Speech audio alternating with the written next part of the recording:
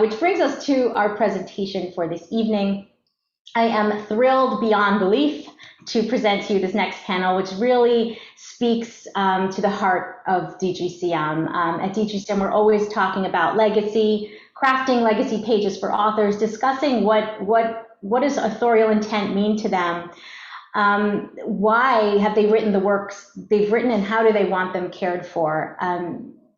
How else could we manage property if we don't really understand those things and understand what the author intended? And our moderator today knows something about what I'm talking about. She's a theater historian, educator, and a playwright, Paula Alexson. She's the artistic engagement manager at Princeton, New Jersey's McCarter Theater Center. And at McCarter, Paula oversees all of the artist, audience engagement, community partnership projects, panels, talks, readings, and all kinds of other events and programs to really educate and enhance the experience of those visiting the theater there. She was previously a theater, teaching theater studies at Mount Holyoke College, and she holds an MFA in playwriting from Brandeis and a PhD from Tufts. She also happens to be a total delight, and I'm so honored to know her, and now I'm calling her my friend. And she is joined with two of the most prized DGCM enrollees, one of whom is our board president. I'm going to let the incredible Paula tell you more about them, but welcome. I'll be turning off my video because we've seen enough of me, but take it away. Thanks so much, Deborah. And greetings to the members of the Dramatists Guild joining us for this event, and to non-member drama lovers and theater goers with us in the room tonight. Thank you so much for being here, and welcome. As Deborah said, my name is Paula Alexson. I use she, her pronouns, and it is such an honor to be asked to facilitate this conversation between Doug and Emily. How exciting to be able to dig into the topic of legacy with you both, given the fascinating stories of your lives and careers, and also in relation to the stories that you have gifted us all with. So thank you for this opportunity. As we are focused on the topic of legacy, I'd like to take a moment to acknowledge that Deborah, Doug, and I are joining you from locations in the ancestral Lenape homelands, and that Emily is zooming in from the traditional homelands of the Taino people. I pay respect to the indigenous inhabitants on the lands on which we reside, their ancestors departed, those present today, and those of the future, while also seeking actionable ways beyond acknowledgement to be a true ally in reconciliation and in the restoration of their great legacy. Thank you.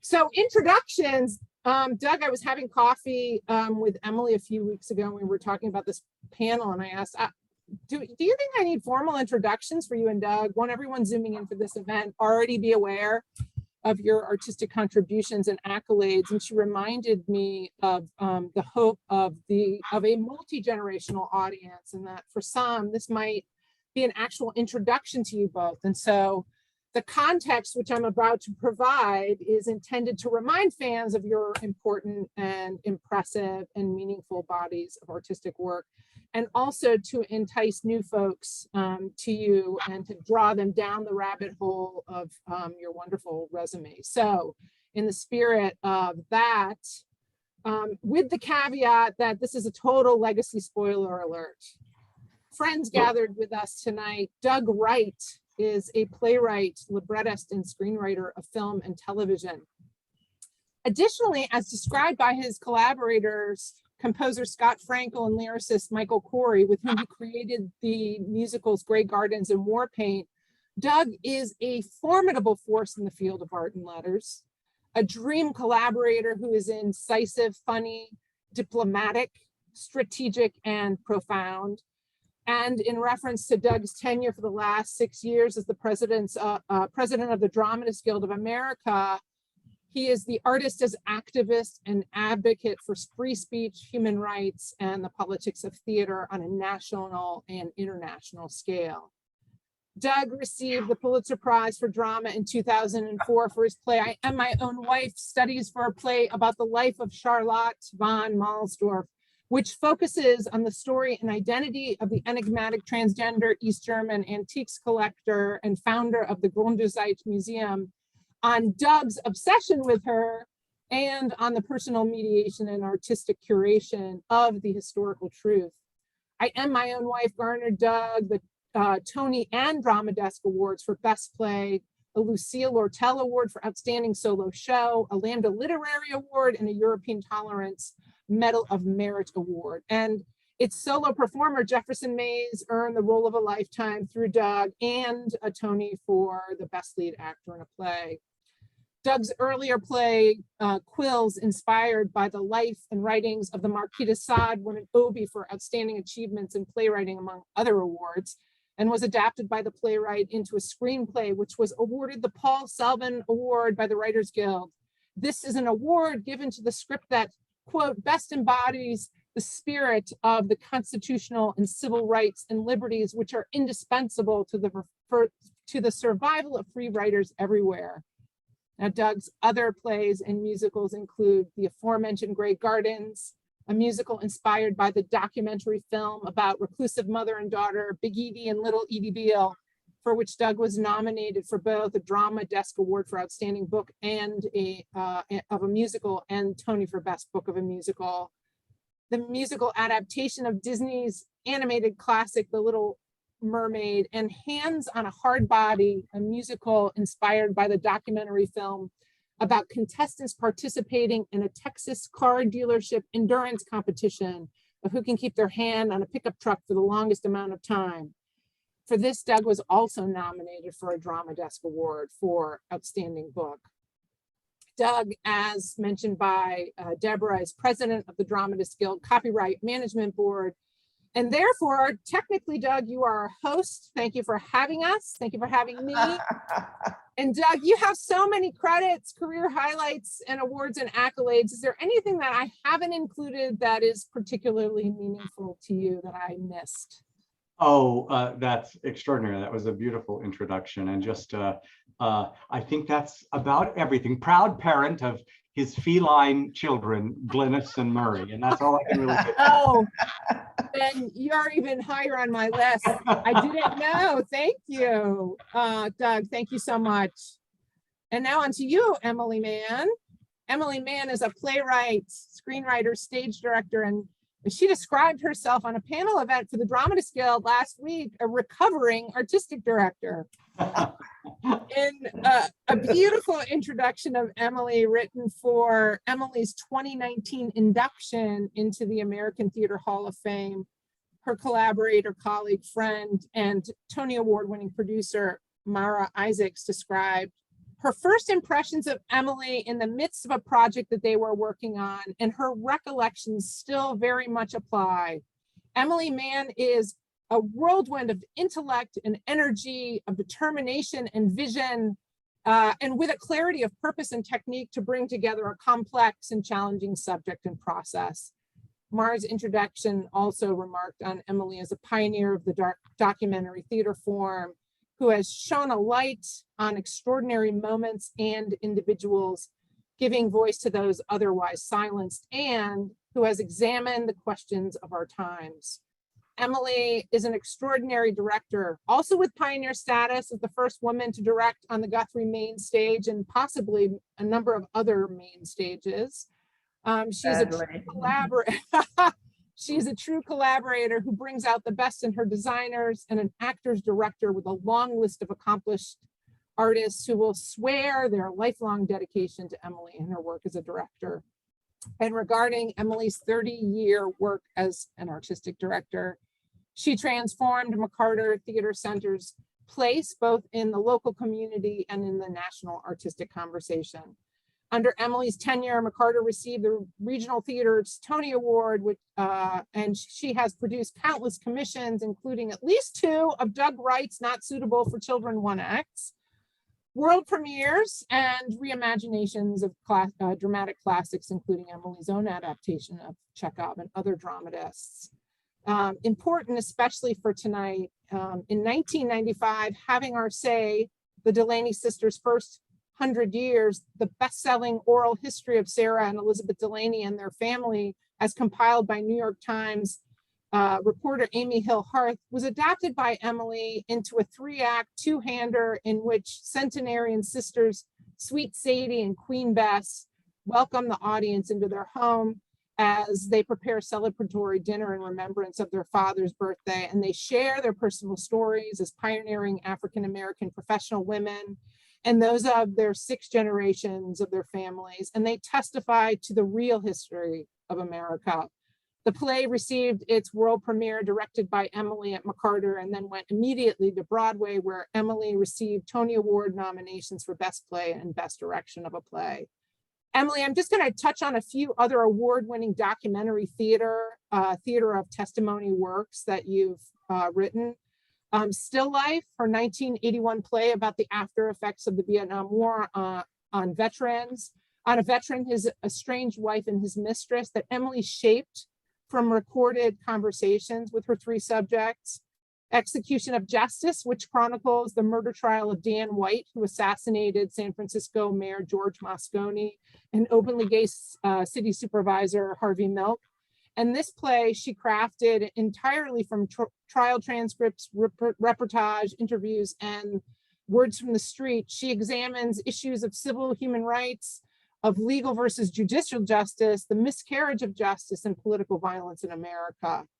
Touching on the themes of social justice, white supremacy, hate speech, and racially motivated violence, Greensboro Requiem, also constructed from verbatim interview materials, courtroom transcripts, and Emily's recorded conversations with the people involved, focuses on the Greensboro Massacre of 1979, in which 5 members of the Communist Workers' Party conducting an anti-KKK rally were murdered in broad daylight by members of the Klan and the American Nazi Party in conspiracy with the local police department and an FBI informant.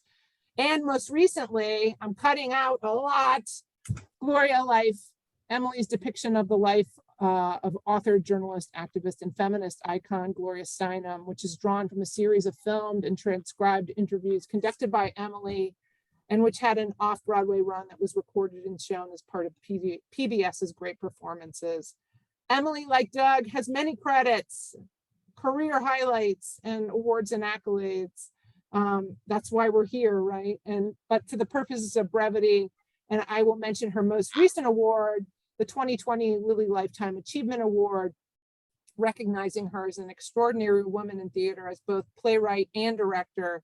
And she is also proudly a council member of the Dramatists Guild of America. Emily Mann and Doug Wright. My friends, that's enough of me. Let me introduce our conversation. As titled by Deborah wonderfully, The Legacy in Our Writing and the Legacy We Leave Behind. For friends in the audience, I've curated a kind of conversational journey for Doug and Emily, and I welcome Deborah, who conceived of the event and the conversation. She and I have had a couple of talks on the phone, and I know how excited and passionate she is about this theme and these 2 artists and the specific dramatic properties that they have enrolled and gifted to the Dramatists Guild. So Deborah, don't be shy, come in with the follow-up. And I'm welcoming all of our attendees into the conversation via chat or the Q&A function. I guess if we could have questions in the Q&A, that would be great. And Deborah and I will be monitoring that for questions. All right, so starting off, Doug and Emily, going into the Wayback Machine at the top of this, if you would. When you were both just starting out in the industry, say when you were in your 20s or even before, can you remember the relationship that you had to the concept of legacy? And I wonder if you had any schemes or dreams about what your theatrical or dramatic or professional legacy might be someday. Doug, you're the youngster here. You're going to jump in first. Sure. Well, I guess, I mean, growing up when I did, it seemed like I was sort of a shoulder generation between when playwrights were really spokespeople for the broader culture to now when they seem like a kind of rarefied subset of writers. But back in the day, you know, Tennessee Williams would go on the Tonight Show and opine about current events and politics, and playwrights were truly speaking in the public square. And that's changed. And I think in some sense that's regrettable because I think we have a lot to say. But that said, I have always felt, I was a student of art history in college, and I've always felt that civilizations shed their politics and even their theologies, but what persists as a final record of any peoples is really the art that civilization produces. And I think that it's incumbent on all of us to preserve our own legacies and the legacies of our colleagues as comprehensively as we can, because that becomes ultimately the record of human feeling, human thought, and human experience. So I think it's all important. Yeah, I couldn't agree with that more. I think that's exactly right.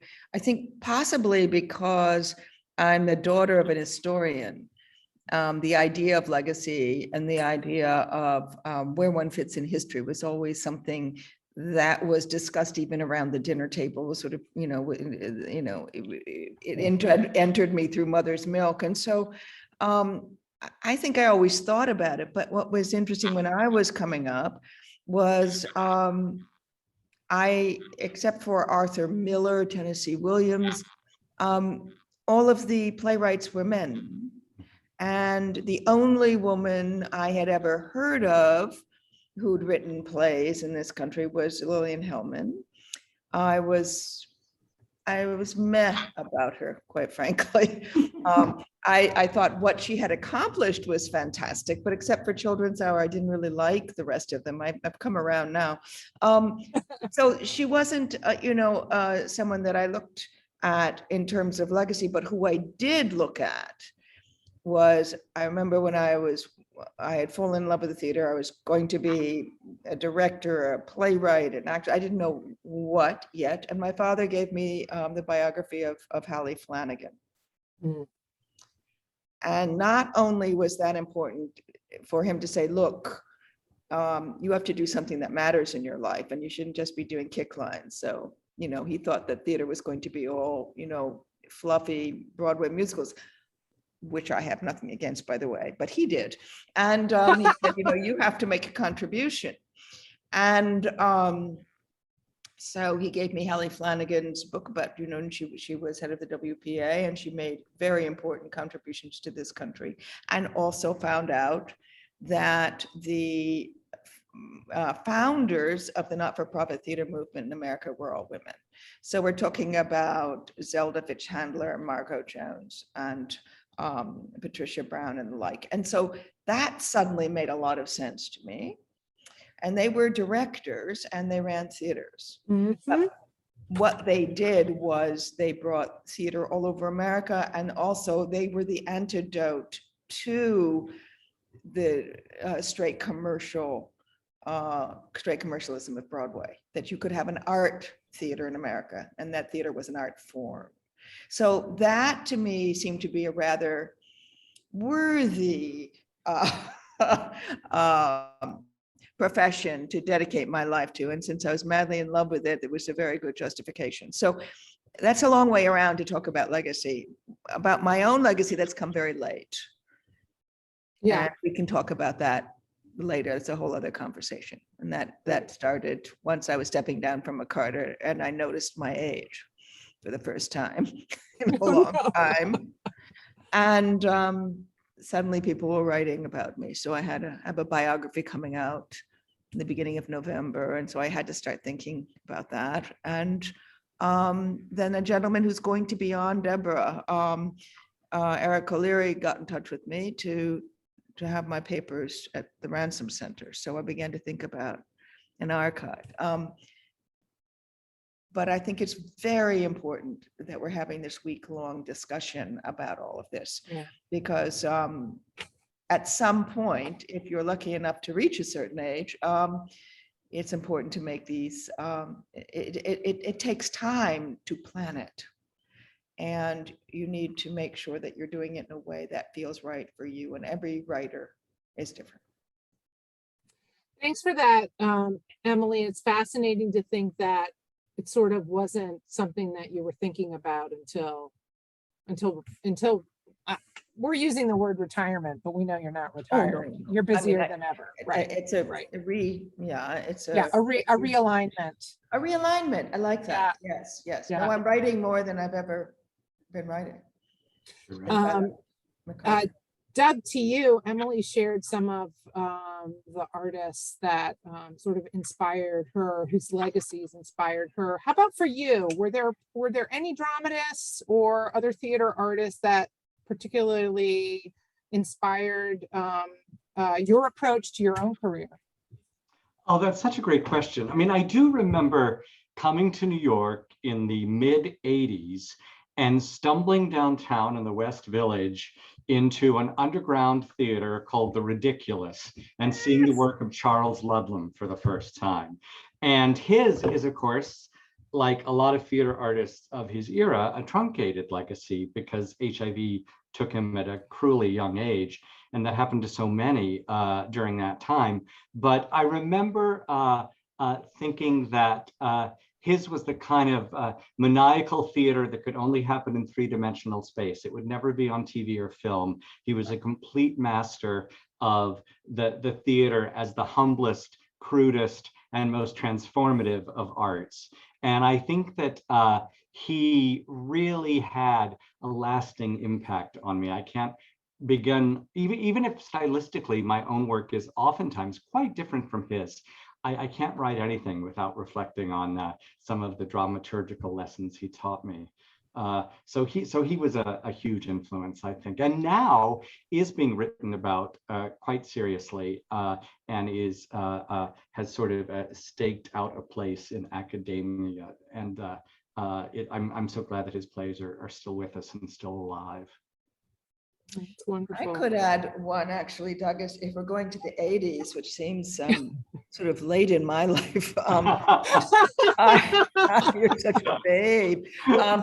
I stumbled on Carol Churchill in the early 80s, and I was already doing the double slashes and all that, and suddenly I realized, oh, there she is, she's doing it too, and she's talking about language as music and as overlapping and simultaneous thinking of people, and it's not altogether naturalism. And so when I went to London, I called her, and Kathleen Betzko at that time was writing was editing a book on playwrights interviews, and they had interviewed me, and I said, I'm with Carol, should I interview her? And they said, please. So I did. Fabulous. And we had this great connection, and I've been following her for, I guess it's 40 years, and she is someone who has an enviable legacy, what she has had to say about what is going on in this world as a dramatist. And she is, in fact, whatever she ends up writing, people wait, hold their breath before they can, they're dying to see it. And she has something to say. Mm-hmm. And she's saying it like Beckett, with more and more brevity, which is absolutely also fascinating. Her new play is 20 minutes long, and people are, adoring it. So anyway, she's someone I greatly admire. Mm-hmm. Doug and Emily, I'm thinking about the legacy of other playwrights not properly preserved, or those who have had daunting or cautionary tale ends. And I wonder if that strikes you or resonates with you in any way.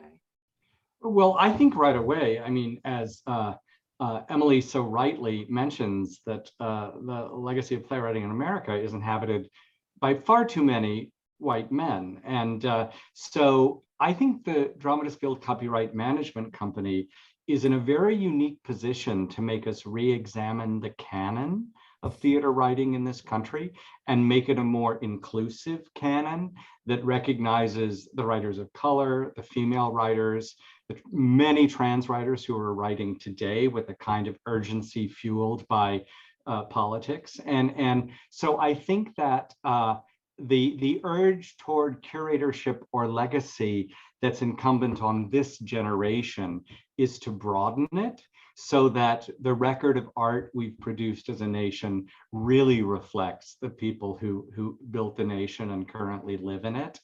And it's up to us, by both pointing to legacies that may be forgotten, but also doggedly going about preserving our own. And so I think that's one thing. We talk about it all the time at the Guild, not only how the Copyright Management Company could broaden our sense of the canon, but also how we can reach out to secondary schools and to colleges and to propose new plays for syllabi that may have been overlooked. Oh, that's wonderful. And I think it's a real goal of the Guild is to bring the canon into the 21st century. And that's a role that copyright management can very definitely play. Absolutely. I love that. And it just reminds me of the work that Paula Vogel's been doing with Bard at the Gate. Since the start of the pandemic, here at McCarter, we've been able to partner with her for series 2 of Bard at the Gate, but the very same thing is opening the door to these amazing playwrights who are writing these great plays, quirky plays, challenging plays, but the door is not open. So we need to make sure that door is open and that people know about these other dramatists and certainly teachers sharing them with their students. Thank you for that. It's great. Emily, did you want to add anything there? Well, I just wanted to underline it, really. I mean, one of the things that I discovered in the 80s is there was a playwright named Rachel Crothers who wrote and directed a play a year from 1911 to 1922. They were fantastic. They were incredibly successful, and she got erased. Mm-hmm. The other point about legacy is to not let the great work get erased. Mm-hmm. And yes, we have to take care of our own. And then, as you know, we have seen with Zora Neale Hurston, for example, when help me, the great Black writer who The Color Purple, help Alice me, Walker? Alice Walker. That you were her photo friend, Doug. Yeah, thank you. Bless you. She rediscovered Zora Neale Hurston, who had died penniless and was in an unmarked grave in the South. And she found her grave and she put a gravestone and she got her brilliant plays, novels reissued.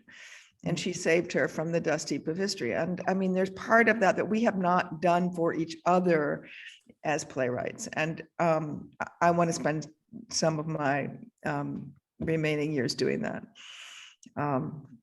for the greats who have been left behind. Thanks, Emily. And I just want to remind our attendees that we want you in the conversation too. If you have any follow-up questions, drop them in. We're about to shift a little bit in terms of topic to sort of the two of you and how the two of you met.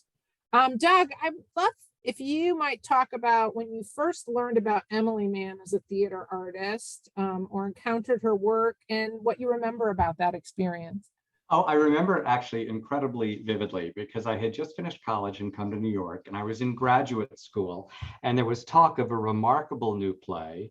And in an era, now we're aware there are far too few women on Broadway, but back then it was even rarer. And there was word of this astonishing woman who had written and directed this play on the scale of opera that was also documentary theater, and it was execution of justice. And I also remember being intrigued not only because this apparently singular, extraordinarily gifted woman had accomplished these two things, but also this cis straight woman had written about what might be sort of ghettoized as a gay issue or a gay historical incident.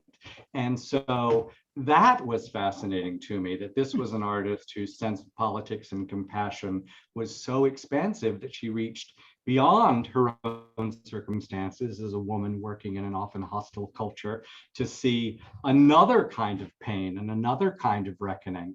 And so I remember it was one of the first Broadway plays that I saw, and I was profoundly impacted by it, not only because it was teaching me history. I wasn't aware of Harvey Milk's story at the time. That was my introduction to it. But also because it was embedding in me a notion of form. And years later, I mean, when I approached I Am My Own Wife, which I hasten to say is not scrupulous documentary theater. It does have some flights of authorial fancy, so I have to qualify it. But certainly the form owes a great debt to Emily. And I think my dear friend Moises Kaufman with Laramie Project and Gross Indecency, the Trials of Oscar Wilde, would say the same thing, because in work like Still Life and Execution of Justice, Emily really made a case for the power of found speech. And so it's incredible, because as that show impacted me as a citizen, as a gay man, as a would-be playwright, and even led to a formative work of my own, given its profound influence on me. So then when I got to know her, a few years later, when I had a fellowship at Princeton University and shyly introduced myself at her office over at the McCarter, I just remember the thrill of it, because I walked into the room with no small amount of hero worship, and to have had now a lasting friendship and our service on the council together, I'm just so moved that after beginning our relationship, sitting across the desk from her, I've actually had the incredible honor of sitting side by side with her at a round table. And it's just, if I could tell my young self that I'd fraternize with playwrights the likes of her when I grew up, I'd have been a very happy child indeed.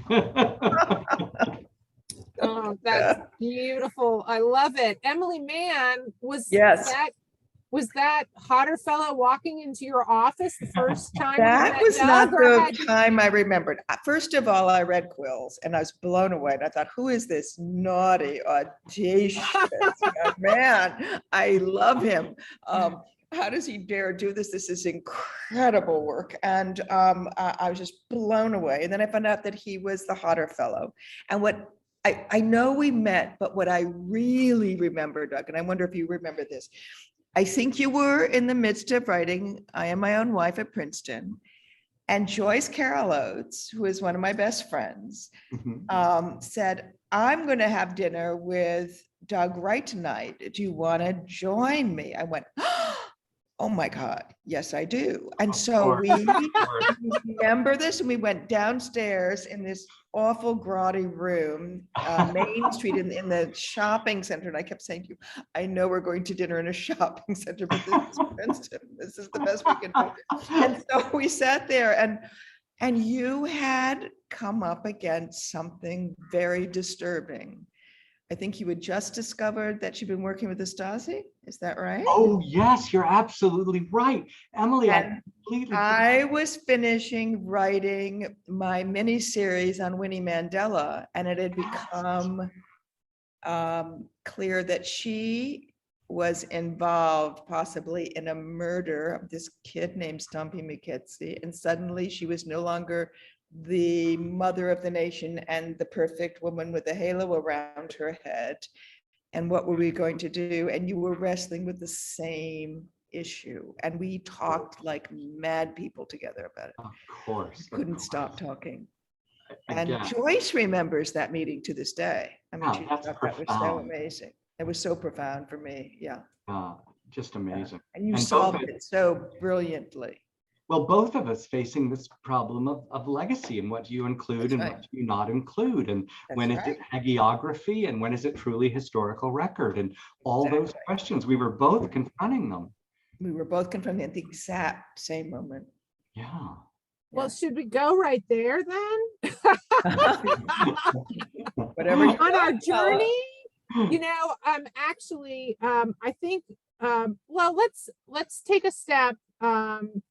We've already talked about history and being attracted to historical subjects, and I wonder if you both might speak about why you think you are drawn to historical subjects. I mean, Doug, maybe you've already sort of said that you were an art history major, that might suggest interest in history, and Emily, your father was a historian, but what is it in you that that is fascinated by it, or is it that these historical subjects you find and you become fascinated, or is it history?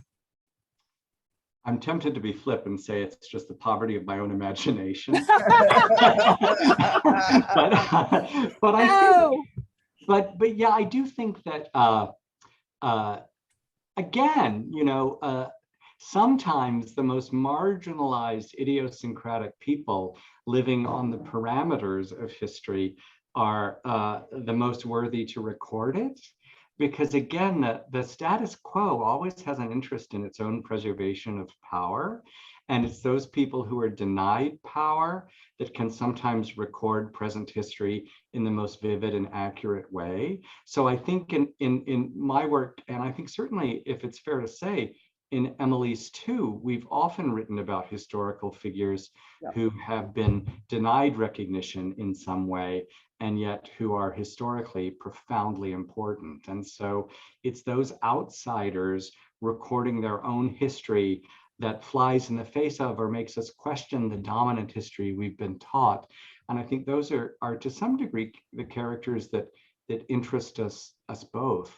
And so that's and I find I keep saying I'm going to stop doing this because I feel like I'm repeating myself, just writing about all these historical figures. And sure enough, I am knee deep in one now, and we'll do it at the Goodman this spring. But I'm again knee deep in transcript and history books, and it's like crazy. So, this is the last one, but it isn't. No, totally. So I'm just these people that shine a light on aspects of American or global history that no one else is examining. And I would go even further, that I would say yes, and every single history play is about the present time, if they're worth their salt. And if they're really worth their salt, they're so specific to that story, and you've hit some kind of huge psychic human nerve that they don't date. Does that make sense? So that, for example, I look at Execution of Justice now. There's this whole legacy season going on at Playhouse Creatures. They're doing 5 of my plays, and the first one was Execution, and I thought we would talk about it because Doug had said it hit him so hard.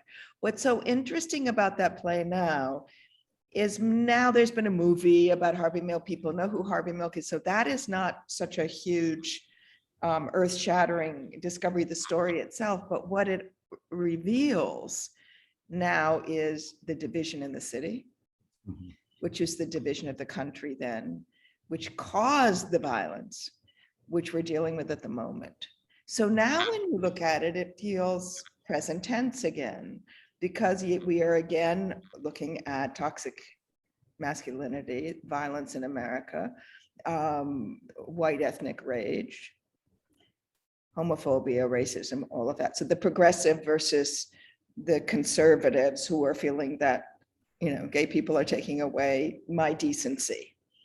That's actually what people were saying then, and and all these immigrants coming in. So if you hit on a truism, then what you're dealing with may be in history play, but it's now. So I mean, if you look at Doug's plays, they will not date.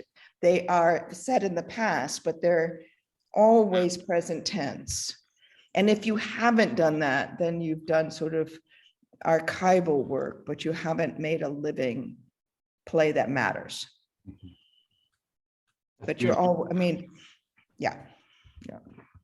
For example, The Pianist, which I'm doing right now, which is based on the memoir of a guy named Spielmann. Some of you know the movie by Polanski. The movie shows you what happened to a Jewish musician, a pianist in Warsaw during the Holocaust. All right. Now you look at it, And it's that and how quickly fascism takes hold, how quickly you can't escape, that there's maybe one or two opportunities, and if you let them go, you're lost.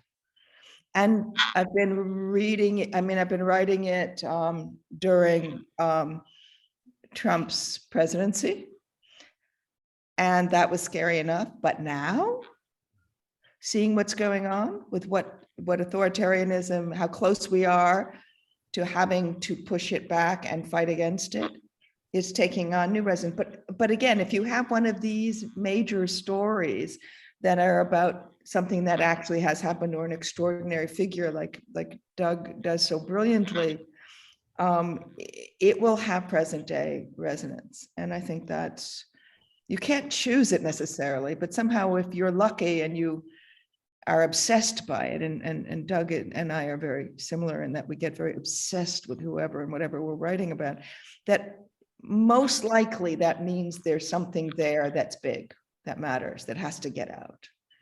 That's beautiful. I just want to note a few things that have been put into the chat and the Q&A.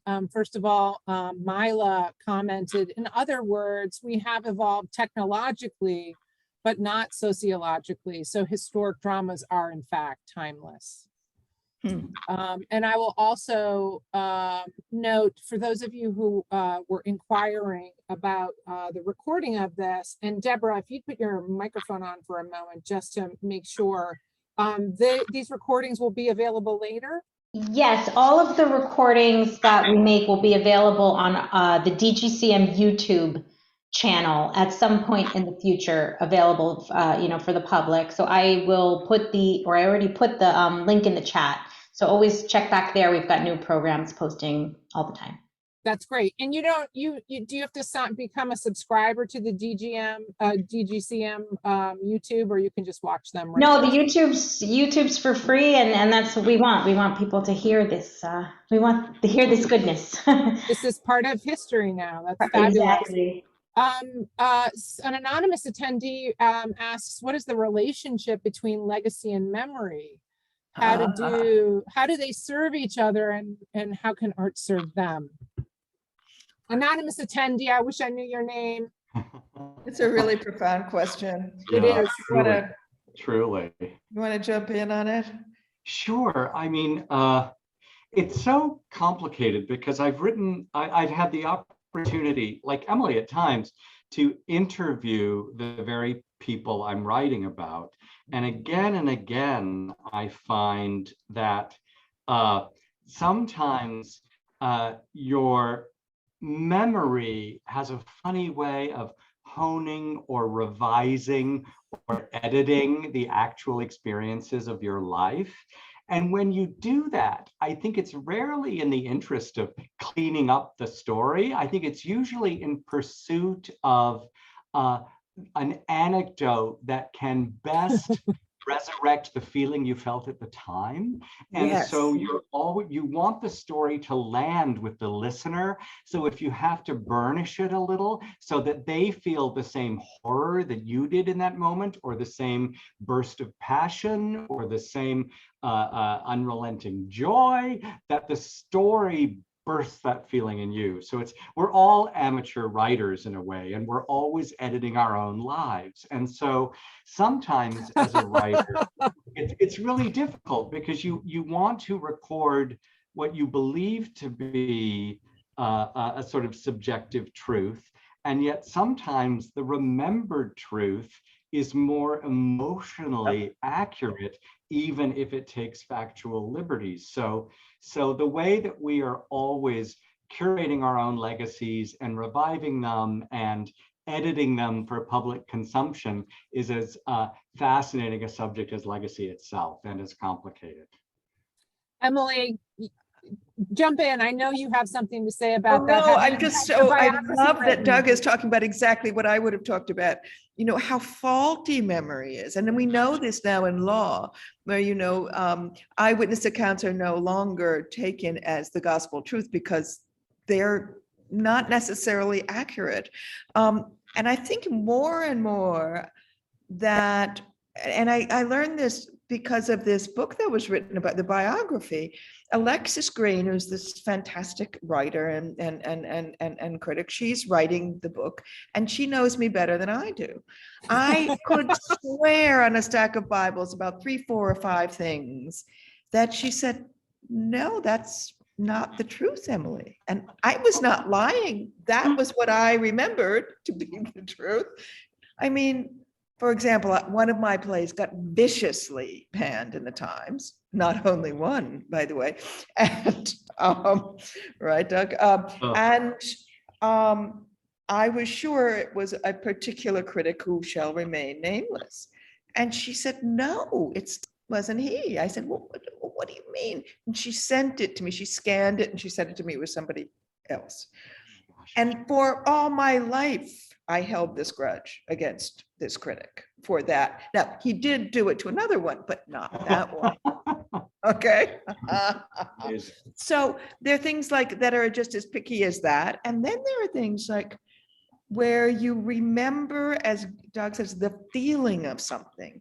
And then to try to explain the feeling of that, you start making, well, it's what we do. We make things up, right? I mean, part of me writes nonfiction, and part of me writes also fiction. And it's like you spin these things to match that feeling. And you may so memoir very often is not fact. It is memory of a life, which by definition, more and more, I think, means that it is a record of memory, which is probably not altogether correct historically. And that's the beauty of it. I love that about memoir. I love that our memories are so fluid. I think it's beautiful, but we have to know that. Emily, I just want to mention that Alexis Green's biography for the viewers is Emily Mann, Rebel Artist of the American Theater. According to Howard Sherman on Twitter this past weekend, it's on display in hardback at the Drama Bookshop, though it hasn't hit the shelves. Yes, though it hasn't hit the shelves here in Princeton yet, but you can pick it up, and it is published by Applause. I think the release date's November 1st, but hop over to the Drama Bookshop and you will get your own copy. I haven't seen it yet, but it's sweet. I can't wait. In the Q&A, an attendee asked if a playwright of the future were to write a play about you, Doug and Emily, maybe not you together, maybe 2 separate plays, although it would be interesting if it were the 2 of you together. That would be funny. Oh, yes. What would the overarching theme be? How about themes for your separate plays? What would the overarching theme be about a play about you, and then maybe you together? Wow. Well, I guess for me, I feel like, for better or worse, the ongoing battle between the person and, dare I say it, the artiste, the person being sort of eager to be liked and a bit of a compulsive people pleaser, and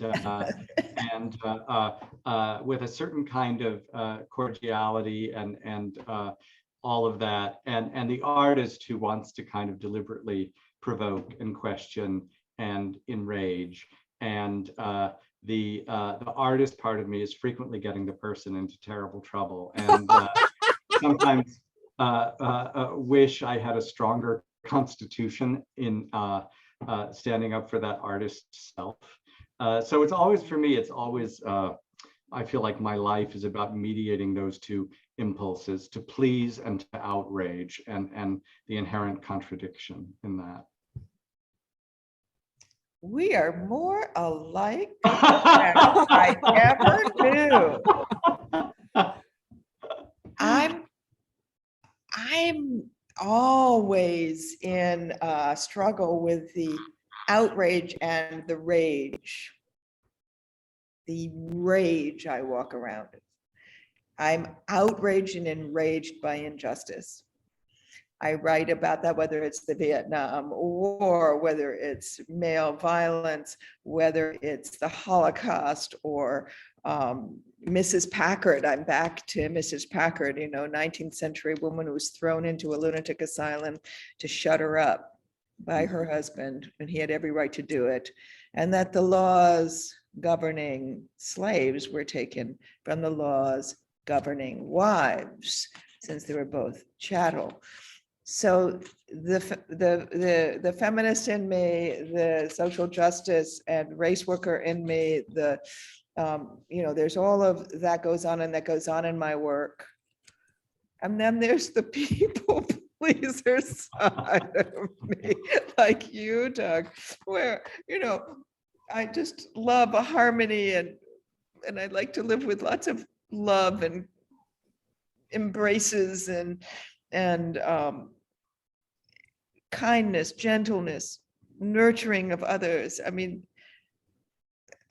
it's not really a struggle, but those two things live side by side all the time. And it's an interesting tug of war.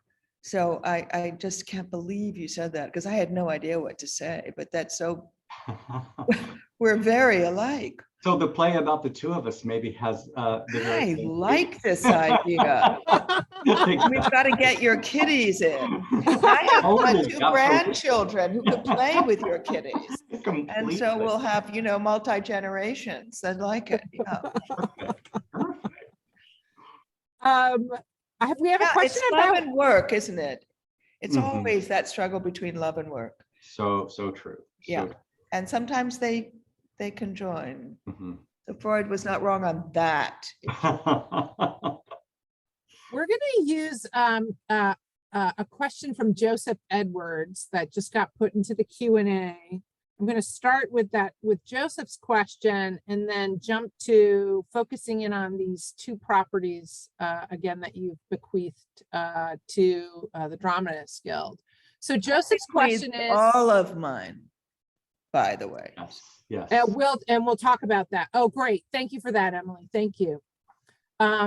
Emily and Doug, what is your writing process? Do you have a particular time mindset zone that you have to be in? And how do you know when the muse is upon you? I would say there's no more potent muse than a deadline. And I wish I could say that I had a scrupulous habits. I will say, since I'm sitting right here at my desk, I always keep these are very sort of unremarkable looking rocks, but they're actually from the beach at Cadaqués in Spain, where Salvador Dali first began to paint. And in particular, one of his seminal works was painted in this very location. And you'll forgive me, it has an off-color title. It's a painting called The Great Masturbator. And when my writing is going extremely well, I feel like I'm an artist, and when it's going quite badly, I feel like I'm the great masturbator. So I have those little talismans here on my desk to keep me honest. But yeah, I want to be a good example, and I want to say, like our friend Joyce Carol Oates, I want to be able to say, I get up at 4 a.m., I have a little dry toast and some black coffee. I write impulsively without stopping for a good 6 hours, and then I have the rest of the day to read and go shopping and pet care and all of that. But I'm not that person. I'm not that person. I panic and I procrastinate. And then I put pedal to the metal. And sometimes I take my little rocks in an overnight bag and wall up in a bed and breakfast somewhere, or a beloved writer's retreat, some of which Emily has turned me on to, like the Hermitage in Florida. And I will just pound out a draft. So I'm wildly undisciplined. Well, we're somewhat alike on this, but not identical. I write in spurts, and like Doug, I love a deadline. I love to know, I have 2 weeks to get this new draft out, and I better get on it. And then I'm quite disciplined. Then it's lots of coffee, and I start in the morning. And if it's going well, I can go 7, 8, 9 hours, which is not good for my back. It's not good for my shoulders. It's not good for my headaches, but I get gripped and then I'm in the zone and I'm afraid that I'll never get in the zone again. So I just go with it. I wish I could say, like Doug, that every morning I get up and I do my free writing and I think of all these new ideas for new plays and all of that. No, that's not how it works for me at all. So I will, for example, now I've come for this 2 months away, this retreat to write, and I have deadlines and I have projects that are set up that I have to finish. And that's very useful. So if I'm smart, I will take advantage of this time and try to limit it so I don't go into my 8, 10, and 12-hour nutsiness and try to do, say, I'm going to go from 9 till lunch and then stop, try to make myself stop and then not look at it again till late at night and then reread it so I'll know what I want to do in the morning. That's when I'm at my best rhythm, when I do that. But because I was running a theater for so long, I could only write in the interstices and my so-called vacations or a long week, whatever. So I got into this bad habit of writing in this frenzy for, long hours.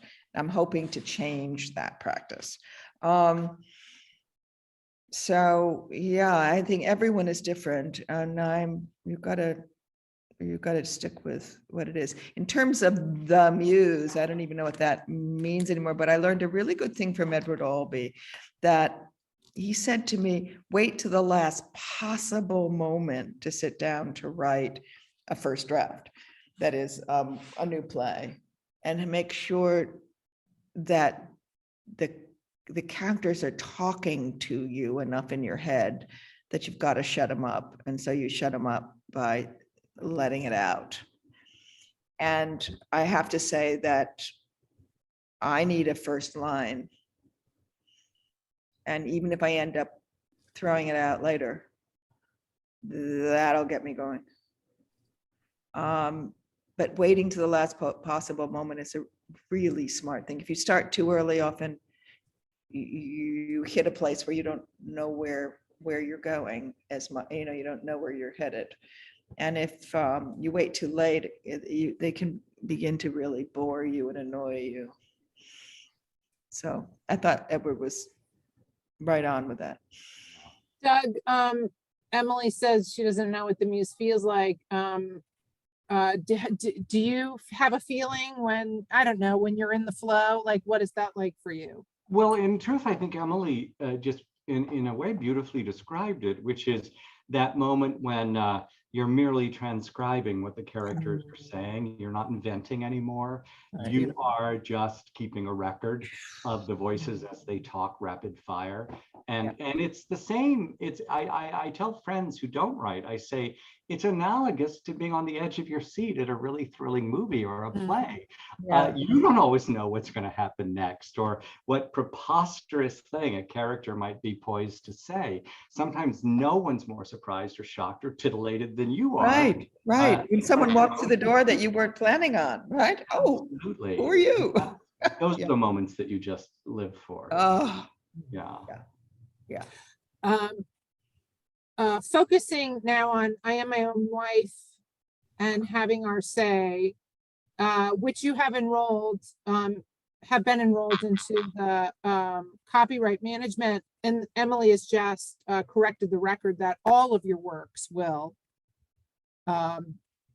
become a part of this program. Is that the same for you, Doug? No pressure. I cannot claim to have made the same extravagant and generous, and also I think deeply sensible active curatorship that Emily has, and I haven't been as complete, but she's without question going to be our mascot and our poster child. She has made us infinitely richer, and it's incredible that she's done this.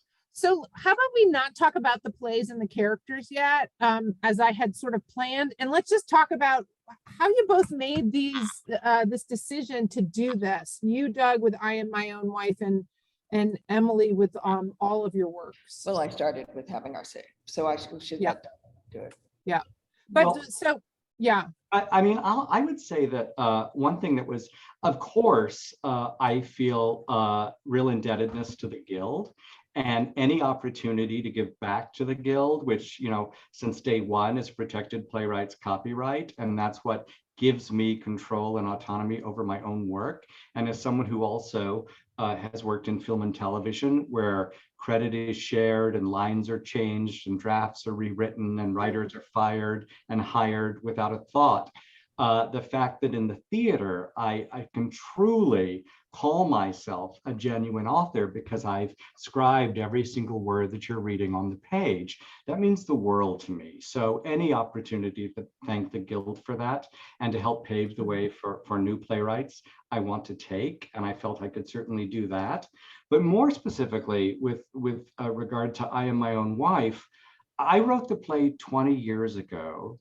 I was a white gay man writing about a transgender individual.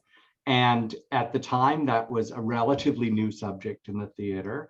And in the almost 20 years since that play was written and performed on Broadway, that is a community that has started to define itself in a really wonderful, outspoken, and necessary way. And more trans people are writing about their own experience. And so in some sense, in terms of the details of that play, as Emily says, I hope the play will always be relevant. But in some of the actual details of it, like pronouns, like certain references to Charlotta as exotic or unusual, over the passage of time, now in retrospect, there's a kind of naivete to some of the writing. And there's also an issue about casting now, and there are opinions all over the boards, but some people feel that because they've been chronically underrepresented, a play that offers an opportunity to a trans performer should be given to a trans performer. So now there's controversy around the casting of that play that never existed. And in my mind, those controversies and challenges are only going to grow. And so there are going to be theaters, hopefully, in the future that want to do the play and may want to temper some language which may seem naive in the current cultural moment. They may want to cast, a cis woman in the role to fulfill the part. And they'll want to know, would the playwright accept or reject that proposal?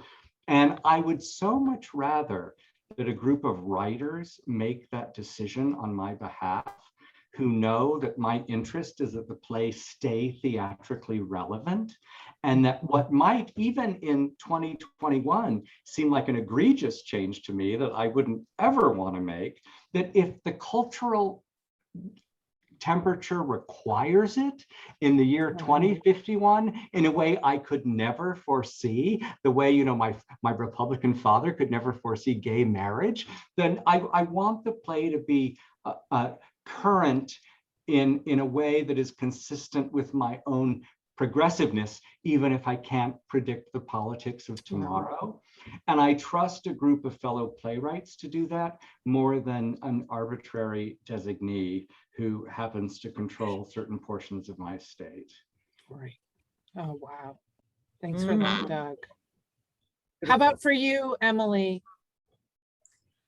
Well, I would say in essence, it's very similar. I started out wanting to give back to the Guild, and the play that has generated the most royalties is Having Our Say. And I thought that would be the best gift to the Guild. But then, speaking with the wonderful Deborah Murad, I began to think about legacy, and I began to think about, I actually have quite a large body of work.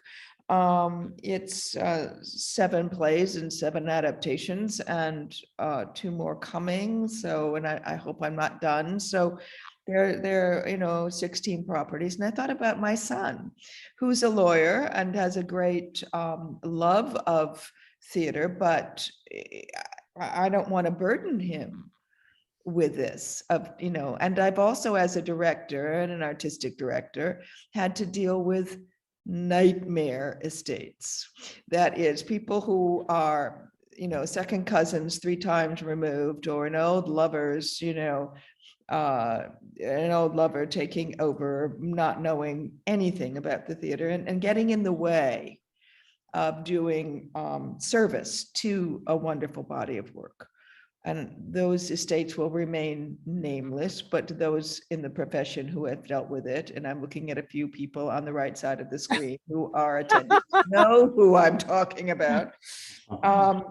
So I wanted to, as Doug so eloquently discussed it, have my body of work and all the plays being handled by fellow theater people, fellow writers, and people who are dedicated to the truth of a writer's work. I'm so intrigued, Doug, about this idea of, when asked, can we make these particular changes, that you would, rely on the expertise of the future writers of 30 years from now or 40 years from now. And actually it goes for 70 years, doesn't it? If for some odd reason anyone 70 years from now wants to do a play of mine, I would in fact feel much better knowing that it would be, the questions would be answered by fellow dramatists, fellow writers. So for all those reasons, to relieve my family of the burden, to give back to the Guild, and to make sure that the plays are properly handled, it seems sensible, as Doug said. It just seems to be absolutely the right thing to do. Now, I do not have plays that are going to be worth a gazillion dollars. I mean, they're very hard-hitting political plays, and some of them, if they're nice revivals, I will be thrilled. But and there are revivals coming up now, actually. But I'm not worried that I'm going to be taking out of my grandchildren's estate that much money. So I wouldn't want to pressure any of our colleagues who, make a lot of money from their musicals and other things. At any rate, that's why I did it. And it's a great relief. It's a great weight off my shoulders to know that's going to be properly handled. As president, I'll just, of this particular division of the Guild, the Copyright Management Company, I'll just concur with what Emily said, particularly regarding those who may have, vast fortunes to bequeath. But I will amend it simply by saying, we'll take a song, even a single song. Right, sorry. You're absolutely right. We will. You don't all have to be as magnanimous as Emily, but even a good hummable tune will. Oh yes, and we know who we're talking to there. Yes. Talking to quite a few of our most illustrious and successful. Oh my. Yes. Here's a really interesting question from Dale, who's attending. Dale says, how do you feel about the ownership of and the possible financial reward to those who have directly contributed verbatim to a piece, using direct interviews for all of it, or the preponderance of the play? I can answer that. It's very very Go ahead, simple. Emily. Yeah. That's all part of the contract that you make. I have a contract with the Delaney sisters, for example, at how much was going to go into that estate, and to Amy Hillharth. I have over the years, whenever I have done a piece that goes right out of those interviews, like Still Life, there was a time, and that time has now elapsed, but I gave a percentage of all of my royalties for, I think it was 2 decades, actually. So yeah, you do it all from the get-go. You make those agreements, and then the guild carries that forward as appropriate to whatever the agreement was. It's a very good question, and I'm very careful about that, and very respectful to those people who entrusted me with their words. I'll just briefly say that Dale I'll out her. She's an extraordinary actor whom I just adore. She's been in 3 of my plays. And Oh, wonderful. Oh, is that Dale? Hi, Dale. I worship her. And I'll just briefly say that Dale was in my musical Hands on a Hard Body, which is based on a documentary. And we realized early on that we did not have signed permission from all of the participants in the documentary, because the documentary filmmaker was so young when he made the movie, he failed to get them.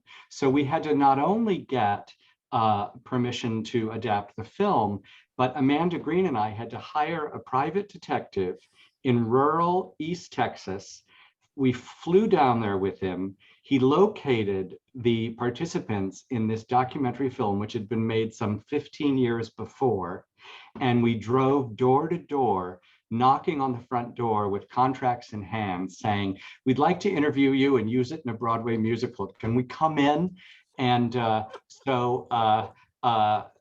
we went that far to track down the characters in Hands on a Hard Body.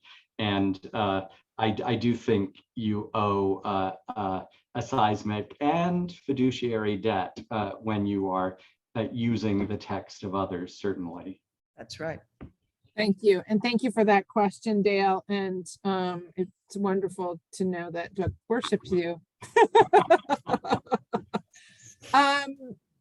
So when Deborah conceived of this panel, in her description, she said that what would be addressed in this panel is, quote, what it means to present a version of a historical figure in one's writing. And I just love where that took my brain, Deborah. And that is so the concept of Doug creating or presenting a version of Charlotta, and Emily creating or presenting versions of Sadie and Bessie. And these are people you both got to meet. So you met them in some cases on the page, right? But then you met them as real people who became friends to a certain degree, not just sort of sterile subjects of yours. Doug, I'd love it if you could talk, and Emily, you're going to do the same thing. So if you could talk about creating or crafting the Charlotta you wanted to present. What was it that you wanted to highlight in your depiction of her? And what did the act of representing that mean to you? That's a huge question. We could have started with that and gone and it cuts right to that remarkable dinner that I shared with Emily and Joyce Carol Oates, because I came to really love my character Charlotta. Charlotta was a trans activist in East Germany who did a great deal on behalf of gays and lesbians living under the repressive communist government.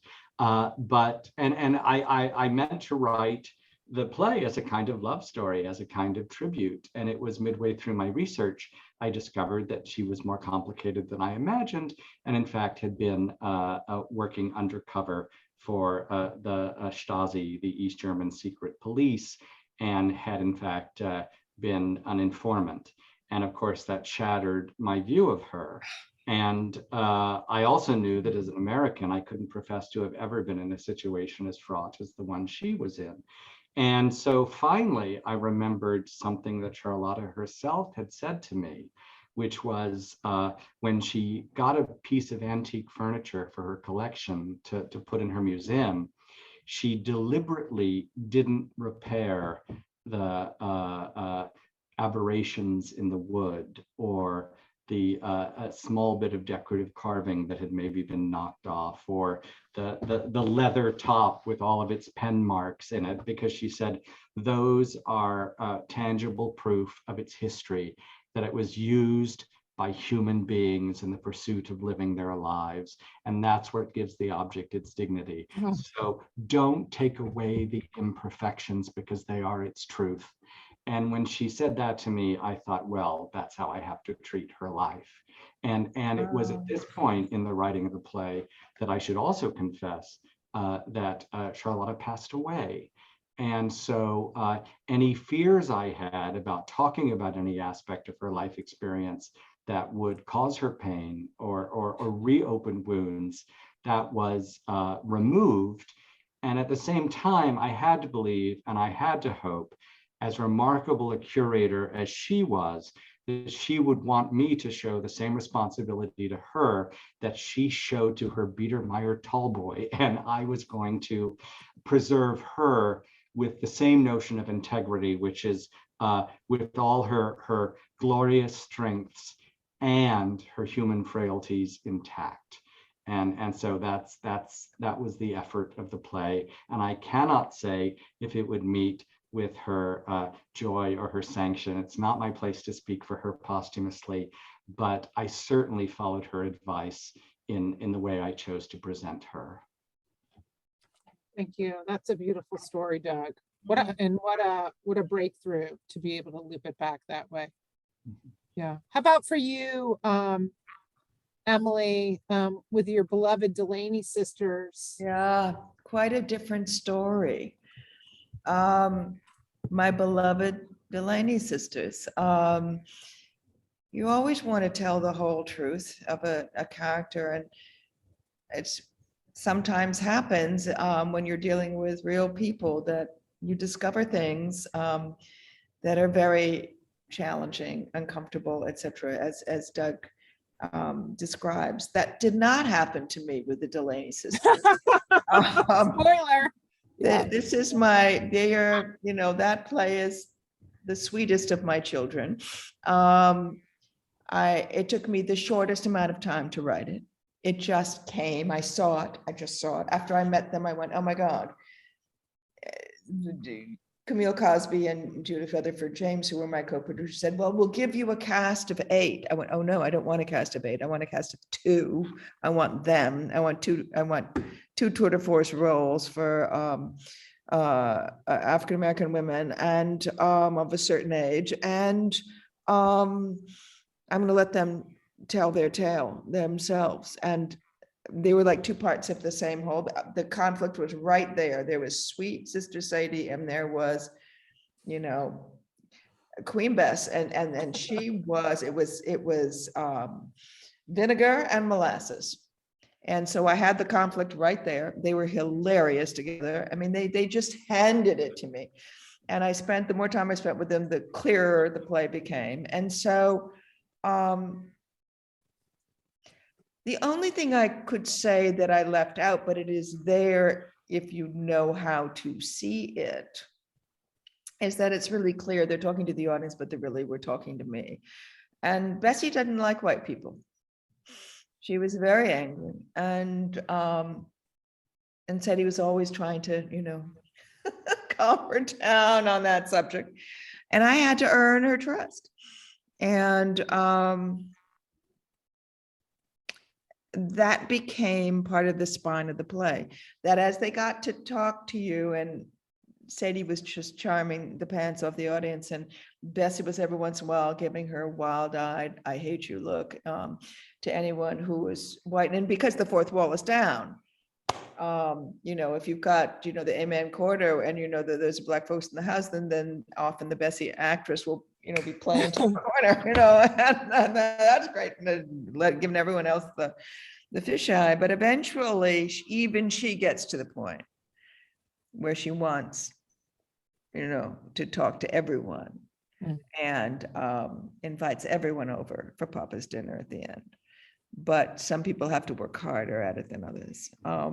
So I left that in.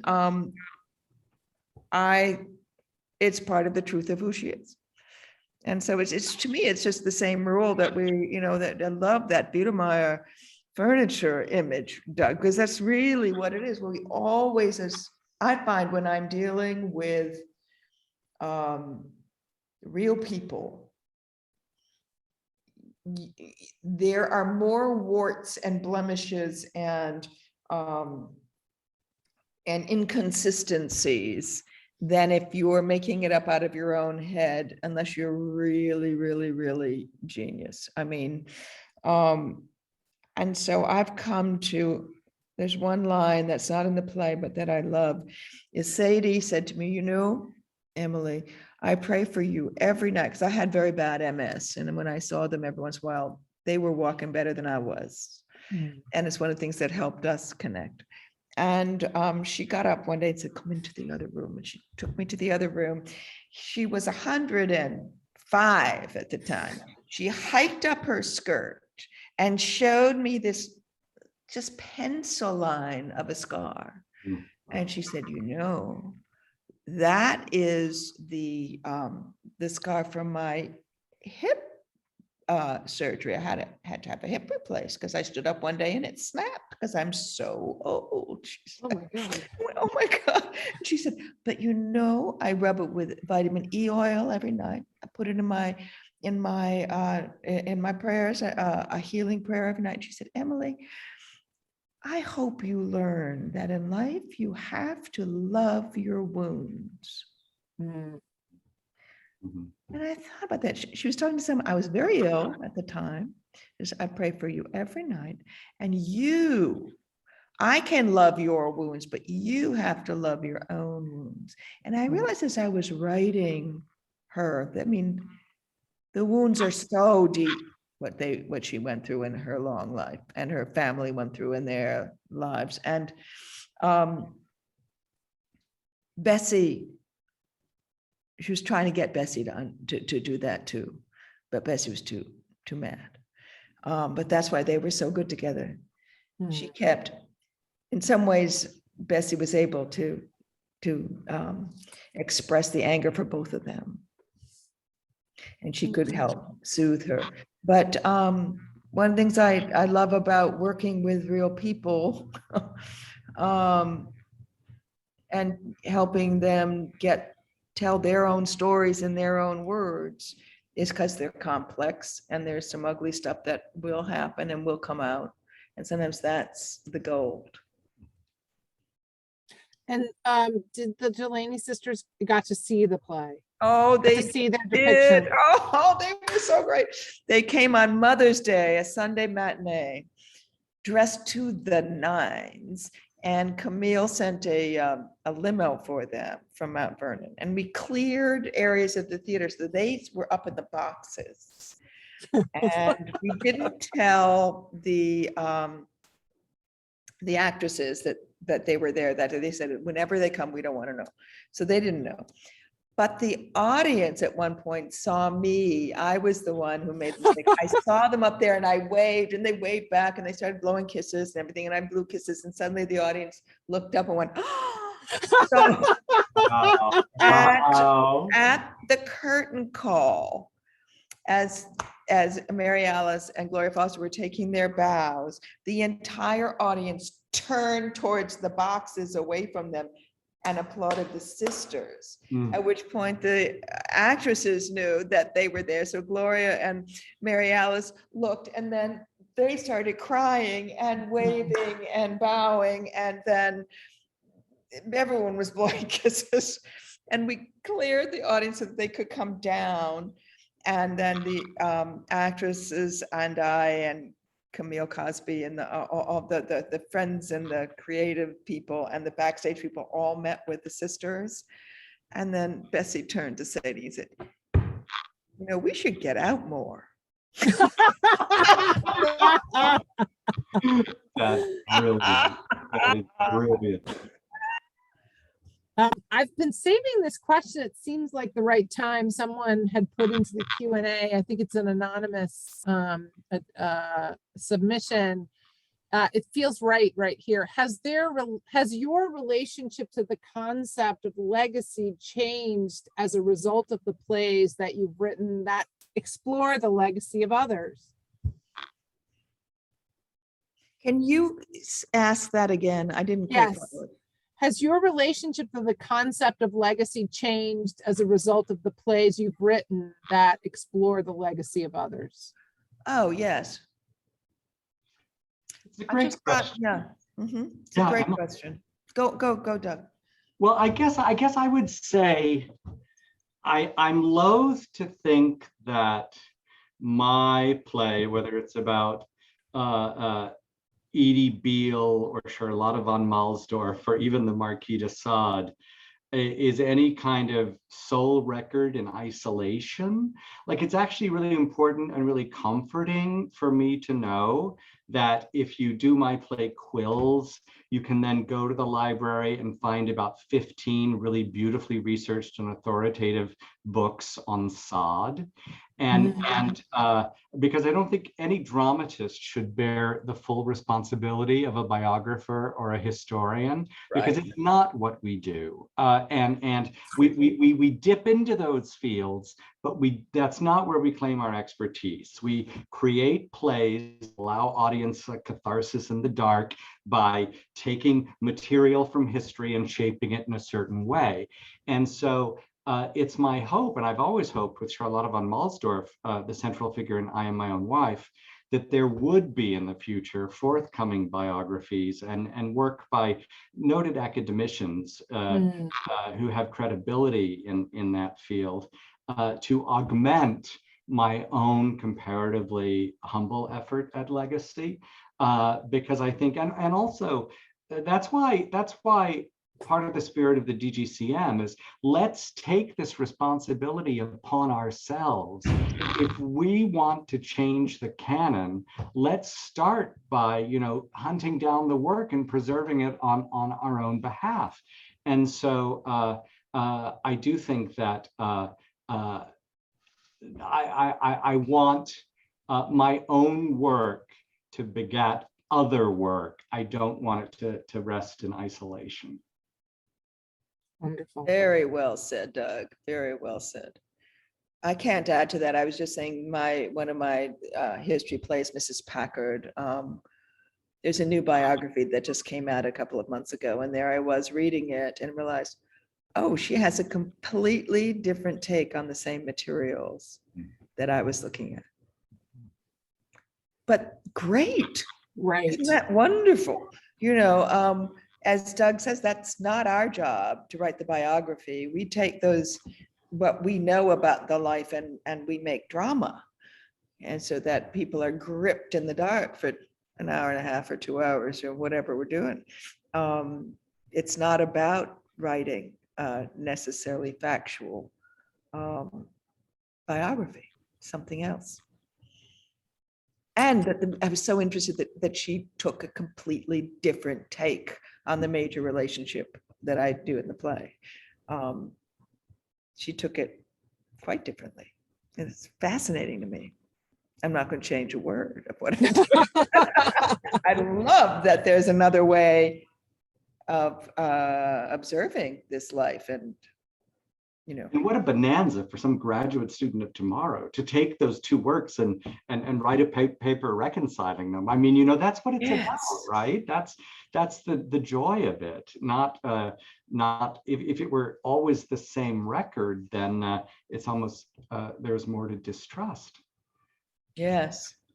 And of course, our jobs is also at some point to so deeply personalize whatever it is that why do we need to write this? We're not taking a step back and writing a step-by-step linear history. We're invested in a completely different way.